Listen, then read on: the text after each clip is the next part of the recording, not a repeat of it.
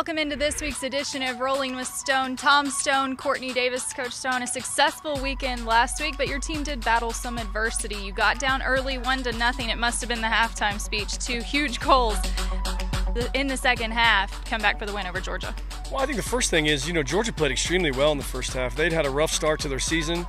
As fate would have it, we got the best 50 minutes of their year so far. I mean, we'd watched them on tape, and that was a great performance by the Bulldogs. And we had to regroup at the half. Down a goal and really down in a lot of categories that we usually dominate. So we did address some things at the half, but more than anything, the team just pulled themselves together and realized it was going to take another level above where we were playing to get back in it. I thought once we got back in it, you could tell we were going to equalize. And then for us, it felt like a matter of time before we were going to kind of put the game away. And Becky hits the crossbar late, could have been 3-1. And we dodged the bullet. Lowe made a great save on a breakaway also to preserve the win. So overall, great second half for us. And we were happy to get out of there with a win. An unbelievable night with a massive crowd. Back here at the Walker this weekend, 2 quality opponents in UTSA and Minnesota. What are you expecting?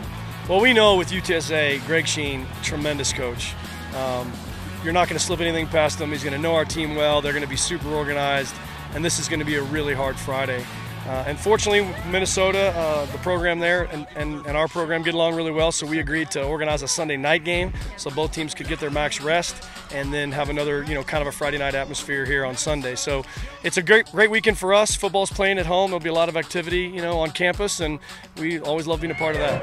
What team is it? There's no doubt the action on the field is what puts fans in the stands. So when you get down to it, what's it going to take this weekend to go ahead and improve to 4-1? I think consistency, play a little bit more like our second half against Georgia than our first half, and I think also rely on our depth. Anytime you go into a 2-game weekend, your bench gets longer. You're going to play more players, and everyone's got to be ready for that. Sunday second half could be somebody's first minutes, and those players have to be, ready for that. And we've hurt teams with our depth before, and we hope that we can do that again this weekend.